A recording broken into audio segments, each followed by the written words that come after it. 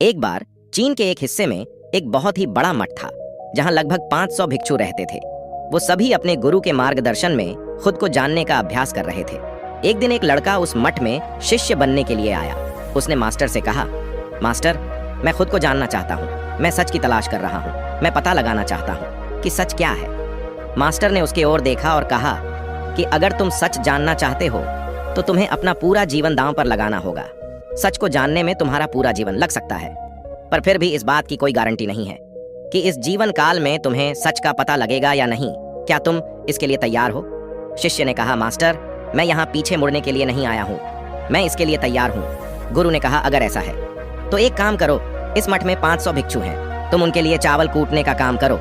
बस सुबह से शाम तक चावल को कूटते रहो। जब तुम थक जाओ तो सोने चले जाओ, फिर अगली सुबह उठकर चावल कूटना शुरू कर दो।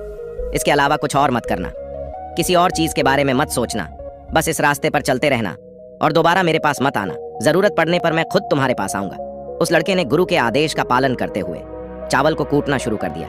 उस मठ में 500 शिष्य थे। उन सभी को समय समय पर भोजन की आवश्यकता पड़ती थी, इसलिए वह सुबह बहुत जल्दी उठ जाता था और देर रात तक चावल कूटता रहता था। जब वह थक जाता तो उसी कमरे में सो जाता जहां वो चावल कूटता था, और वो किसी से बात भी नहीं करता था और ना ही कोई इसके पास बात करने आता था। कुछ महीनों तक चावल कूटते हुए उसके मन में पुराने विचार आते रहे, लेकिन जब उन विचारों को कोई नया विषय नहीं मिला तो वो अपने आप ही मिट गए। धीरे धीरे उसके मन में विचार कम होने लगे। कुछ सालों के बाद तो वो अपना नाम तक भी भूल गया। वो हमेशा चुप रहता और विचारहीन अवस्था में बस चावल कूटता रहता। उसने ना तो कभी ध्यान किया था और ना ही कभी कोई शास्त्र पढ़ा था। मठ के बाकी शिष्य उसे मूर्ख समझते थे। ऐसा करते हुए 12 साल बीत गए। 12 साल बाद एक दिन मास्टर ने घोषणा की कि अब मेरा आखिरी समय आ रहा है और मुझे अपना उत्तराधिकारी चुनना है जो मेरे बाद इस मठ का मुख्य होगा।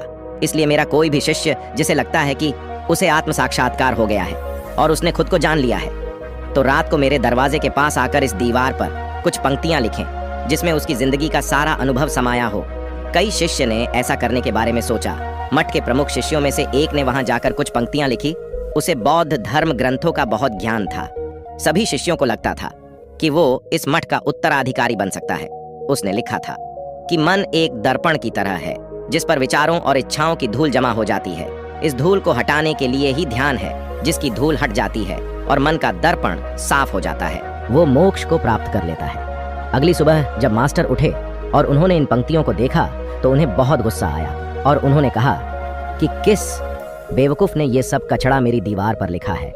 वे शिष्य जिसने ये लिखा था वो चुप रहा।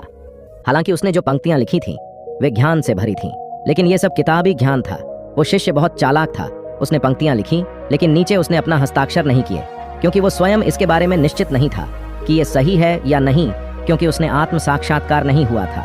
गुरु ने इन पंक्तियों को पूरी तरह से खारिज कर दिया। ये देखकर सभी हैरान रह गए। ये घटना पूरे मठ में चर्चा का विषय बन गई। इस विषय पर बात करते हुए 2 शिष्य उस शिष्य के पास से गुजरे जो 12 साल पहले यहाँ आया था और दिन रात बस चावल कूटता रहता था। दोनों की चर्चा सुनकर वो धीरे से हंस पड़ा। दोनों शिष्य ने उनसे पूछा कि तुम क्यों हंस रहे हो? उन दोनों की नजर में वो चावल कूटने वाला बहुत ही तुच्छ भिक्षु था।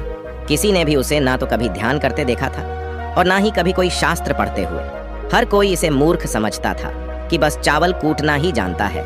उस मठ में बहुत ही बड़े बड़े विद्वान थे, लेकिन उस चावल कूटने वाले को किसी से कोई मतलब नहीं था।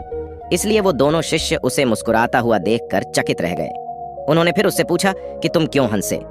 उसने जवाब दिया, मैं इसलिए हंसा क्योंकि मास्टर सही बोल रहे हैं, ये सभी पंक्तियां कचड़ा है, इन पंक्तियों का कोई मूल्य नहीं है। वो दोनों शिष्य चौंक गए। उन्होंने उससे पूछा कि क्या तुम कुछ ऐसी पंक्तियां लिख सकते हो जो इससे बेहतर हो?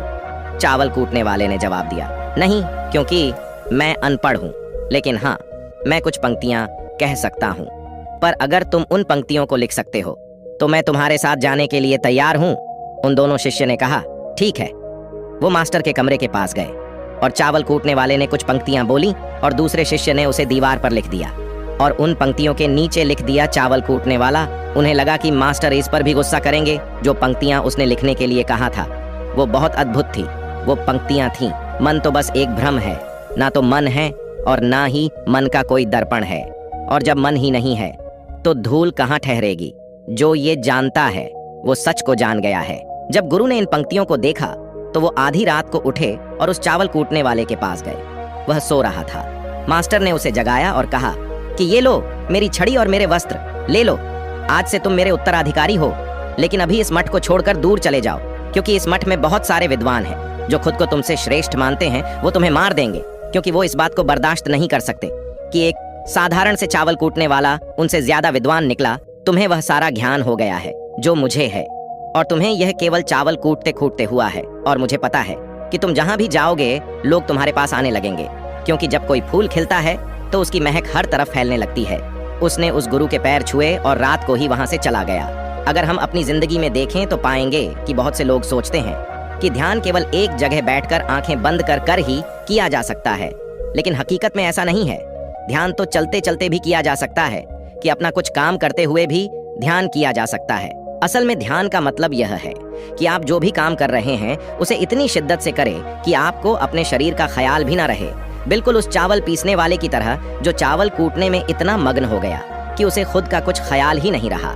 चावल कूटते हुए ही उसने आत्म साक्षात्कार प्राप्त कर लिया। इसी तरह जैन का अर्थ है हर समय वर्तमान में रहना और कुछ नहीं सोचना, क्योंकि मन तब तक ही है जब तक विचार है। जब विचार नहीं रहेंगे तो मन भी गायब हो जाएगा, और जब मन ही नहीं रहेगा तभी केवल तुम अपने आप को अच्छे से जान पाओगे। असल में हमें अपने वास्तविक स्वरूप को जानने के लिए कोई अन्य साधना करने की आवश्यकता नहीं है। हम जो कुछ भी कर रहे हैं बस उसमें हमें पूरी तरह से खो जाने की जरूरत है। अपने काम में इस कदर लीन हो जाओ कि आपका काम ही ध्यान बन जाए। तो दोस्तों, आज के वीडियो में बस इतना ही। उम्मीद है आपको यह वीडियो पसंद आई होगी।